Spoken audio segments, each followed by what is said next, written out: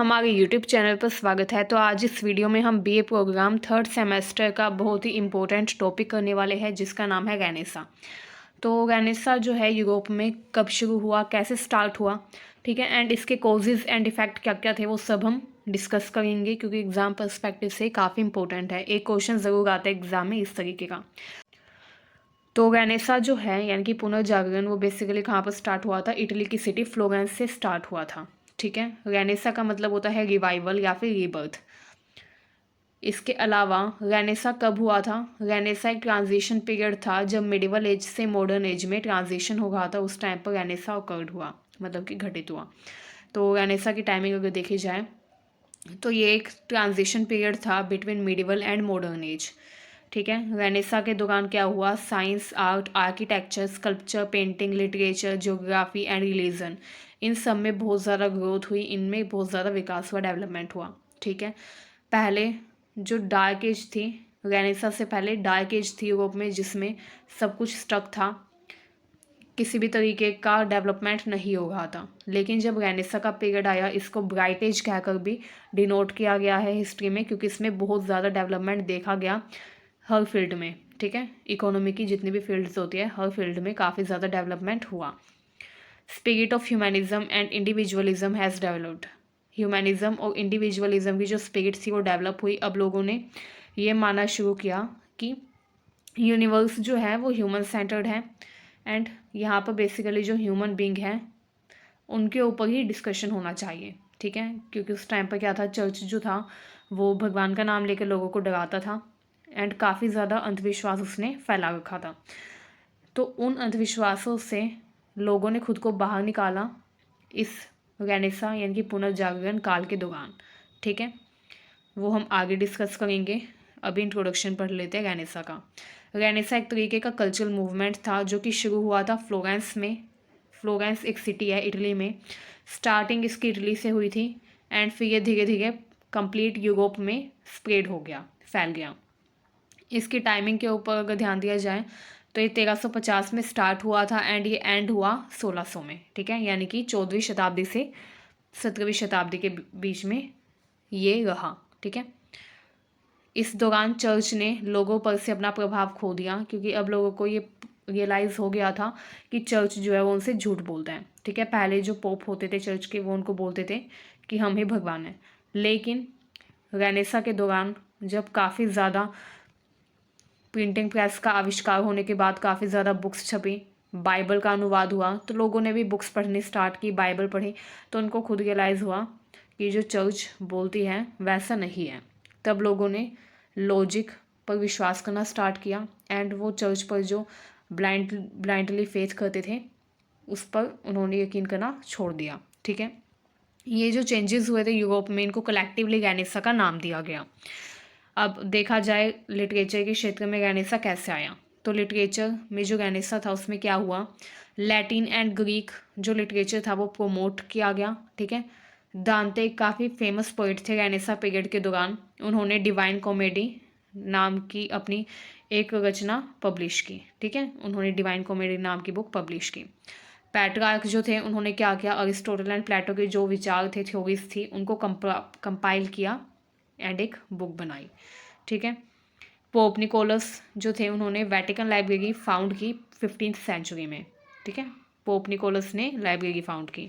Martin Luther ने क्या किया, मार्टिन लूथर ने ट्रांसलेट किया बाइबल को जर्मन लैंग्वेज में, जिससे जर्मनी के जो लोग थे उनको भी पता चला कि बाइबल में इन रियलिटी क्या लिखा हुआ है। एंड जब उन्होंने खुद से पढ़ा तो उनको पता चला कि जो पोप बोलते थे उसमें एंड जो बाइबल में लिखा हुआ है रियलिटी में, उसमें काफ़ी उन्होंने डिफरेंस पाया, ठीक है। तब उन्होंने ये अनाउंसमेंट की लोगों ने मिलकर कि हम जो पोप हैं, जो चर्च है, उस पर विश्वास नहीं करेंगे, हम सिर्फ बाइबल पर विश्वास करेंगे।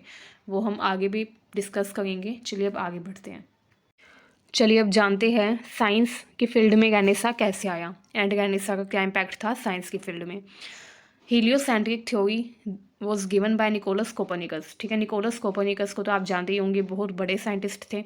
उन्होंने हीलियोसेंट्रिक थ्योरी दी। हीलियोसेंट्रिक थ्योरी के अकॉर्डिंग क्या बताया उन्होंने ये बताया, पहले लोगों का बिलीफ था कि जो पृथ्वी है वो स्टैटिक है, मतलब कि वो एक जगह पर स्थिर है, एंड बाकी सारे जो प्लैनेट्स हैं इंक्लूडिंग सन, वो पृथ्वी के आगे पीछे रोटेशन कर रही है पृथ्वी की। बट ये जो बिलीफ था लोगों का, ये गलत था। इस पर काफ़ी खोज की कोपरनिकस ने, एंड उन्होंने ये निष्कर्ष दिया कि जो सन है यानी कि जो सूरज है वो स्टैटिक है, एंड पृथ्वी जो है वो बाकी प्लैनेट्स के साथ सन की रोटेशन कर रही है। ठीक है, तो उन्होंने ये थ्योरी दी थी, इसी को हीलियोसेंट्रिक थ्योरी कहा जाता है, जो कि निकोलस कोपरनिकस ने दी थी। काफ़ी इंपॉर्टेंट है ये आपकी एग्जाम पर्सपेक्टिव से भी, एंड अगर आप कॉम्पिटेटिव एग्जाम की तैयारी कर रहे हैं तो भी इसी तरीके का क्वेश्चन आ जाता है, तो आपको पता होना चाहिए। ठीक है, नेक्स्ट देखिए, सर इसाक न्यूटन जो थे उन्होंने इस्टेब्लिश किया ग्रेविटेशन के लॉ को। ठीक है, उन्होंने बताया कि जितनी भी सेलेस्टियल बॉडीज़ है यानी कि जितने भी खगोलीय पिंड है, जितनी भी वस्तुएं हैं, वो पृथ्वी से जुड़ी हुई है ग्रेविटेशन फोर्स के द्वारा, जिसको गुरुत्वाकर्षण बल बोलते हैं। ठीक है, इसकी खोज इसाक न्यूटन ने गैनेसा के टाइम पीरियड के दौरान ही की थी। Laws of planetary motion were stated by Jones Kepler. ठीक है, जोन्स कैपलर ने बताया प्लैनेट जो है वो कैसे मूव करते हैं, प्लैनेट्स के मोशन के लॉ को किसने स्टेट किया, कैपलर ने किया। ठीक है, गैलीलियो गैलीली ने इन्वेंट किया टेलीस्कोप। ठीक है, तो ये जितने भी इन्वेंशंस थे साइंस की फील्ड में, ये भी गैनेसा के दौरान ही हुए। ठीक है, तो एग्जाम में आप ये भी लिख सकते हैं। अब ओवरऑल अगर देखा जाए तो क्या रिजल्ट निकला था गैनेसा का, उसका रिजल्ट ये निकला था कमेंसमेंट ऑफ मॉडर्न एज, यानी कि मॉडर्न एज की शुरुआत हुई, आधुनिक काल की शुरुआत हुई, साइंस में डेवलपमेंट हुआ। ठीक है, लोगों के अंदर एक स्पिरिट जागी इंक्वायरी की। पहले लोग जो भी चर्च बोलती थी, whatever church use to say they accept blindly. पहले लोग क्या करते थे, जो भी चर्च बोलती थी उसको एक्सेप्ट कर लेते थे बिना कोई सवाल उठाए। लेकिन अब लोगों के मन में स्पिरिट जागी इंक्वायरी की, जो भी चर्च बोलेगी उस पर हमें इंक्वायरी करनी है कि क्या वो सच में सच है। ठीक है, मतलब कि उन्होंने ये भावना उनके मन में जागी कि हमको बिना किसी लॉजिक के, बिना किसी सबूत के कोई चीज़ नहीं माननी है। ठीक है, यानी कि उनके अंदर स्पिरिट ऑफ इंक्वायरी डेवलप हुई। Scientific inventions created significant changes in life of human. Scientific inventions हुए जिससे ह्यूमन की लाइफ कंप्लीटली चेंज हो गई। चलिए अब देख लेते हैं गैनेसा स्टार्ट क्यों हुआ था, वाई गैनेसा स्टार्टेड। तो गैनेसा स्टार्ट होने के पीछे का कारण क्या था, पहला कारण था डार्क एज। ठीक है, जिसको मिडिवल टाइम के दौरान यूरोप में दर्शाया जाता है। ठीक है, यूरोप में मिडिवल टाइम के दौरान डार्क एज आई। डार्क एज जो है उसमें क्या था, बहुत ज़्यादा युद्ध हुए, फेमाइंस आए। ठीक है, डिसीज़ काफ़ी ज़्यादा फैल गई, प्लेग डिसीज़ फैल गई। ठीक है, तो इससे लोगों को क्या लगा, इससे लोगों को लगा कि चर्च के जो पोप है, जो कि बोलते हैं कि हम भगवान हैं, अगर वो भगवान है तो वो इन सबको ठीक क्यों नहीं कर रहे हैं। ठीक है, अगर आपके सामने कोई व्यक्ति आकर बोले कि हम भगवान हैं, तो आप भी चाहेंगे कि आपकी प्रॉब्लम वो व्यक्ति दूर कर दें। लेकिन चर्च के जो पोप थे वो उनको आशीर्वाद तो दे रहे थे, लेकिन उस आशीर्वाद का उनको कोई रिजल्ट नहीं मिल रहा था। तो उनको रियलाइज़ हुआ कि ये झूठ बोल रहे हैं। ठीक है, क्योंकि उस टाइम पर युद्ध हुए, युद्ध में भी वो हारते जा रहे थे, जबकि वो पोप का आशीर्वाद लेकर जाते थे फिर भी। ठीक है, डिसीज़ आ गई थी, प्लेग फैल गया था बहुत ज़्यादा। ठीक है, तो इसीलिए उनको पता चल गया कि जो चर्च है वो धोखा कर रही है। ठीक है, एंड धीरे धीरे चर्च जो है उसने इन्फ्लुएंस खो दिया लोगों के ऊपर से। ये कैथोलिक चर्च की बात हो गई है। ठीक है, उस टाइम पर जो कैथोलिक चर्च थी उसके बारे में। उसके बाद दूसरा रीज़न था ब्लैक डेथ। प्लेग बहुत ज़्यादा स्प्रेड हो गया, बहुत सारे लोग प्लेग की वजह से मारे गए, जिससे लेबर यानी कि मज़दूरों की शॉर्टेज हो गई। इसका इफ़ेक्ट ये हुआ कि बहुत कम मज़दूर बचे, एंड जो मज़दूर बचे थे उनकी सैलरी बहुत ज़्यादा बढ़ा दी, क्योंकि उनसे ज़्यादा काम करवाना होता था, तो इसीलिए उनकी सैलरी इंक्रीज़ कर दी। सैलरी इंक्रीज़ हुई तो उनके पास पैसा आया, वो अमीर हो गए, वेल्थी हो गए। तो अब लोगों को रियलाइज़ हुआ कि वेल्थ जो है वो काम करने से मिलती है, ना कि इस बात से मिलती है कि वो कौन सी क्लास से बिलोंग करते हैं। पहले क्या था, पहले यूरोप में ये सिस्टम था, 3 एस्टेट्स होते थे, आपने पढ़ा होगा। ठीक है, फ्यूडलिज्म में भी पढ़ा होगा। तो चर्च जो है वो सेकंड एस्टेट में आता था, एंड जो किंग होता था वो फर्स्ट एस्टेट में आता था, और जो थर्ड एस्टेट था वो कॉमन पीपल का होता था। ठीक है, तो चर्च लोगों को बोलता था कि जो वेल्थ है वो सिर्फ और सिर्फ फर्स्ट एंड सेकंड एस्टेट के लोगों को ही मिल सकती है, थर्ड एस्टेट के लोग कभी भी वेल्थी नहीं हो सकते। लेकिन क्योंकि उस टाइम पर प्लेग फैल गया था, जिसकी वजह से मज़दूरों की कमी हो गई, जो मज़दूर बचे उनकी सैलरी बहुत ज़्यादा बढ़ा दी गई ताकि वो ज़्यादा से ज़्यादा काम करें, एंड उनकी सैलरी इतनी ज़्यादा बढ़ गई कि वो काफ़ी रिच हो गए, अमीर हो गए। तो उनको रियलाइज़ हुआ कि पैसे जो है वो इस बात से डिपेंड करते हैं कि आप कितना काम करते हैं, इस बात पर डिपेंड नहीं करते कि आप कौन सी क्लास से बिलोंग करते हैं। इससे क्या हुआ, लग्जरी गुड्स जो थे उनकी डिमांड बढ़ी। ठीक है, क्योंकि लोग अमीर हो गए तो अपना पैसा कहाँ खर्चेंगे, लग्जरी आइटम्स में, तो लग्जरी आइटम्स की भी डिमांड इंक्रीज़ हो गई।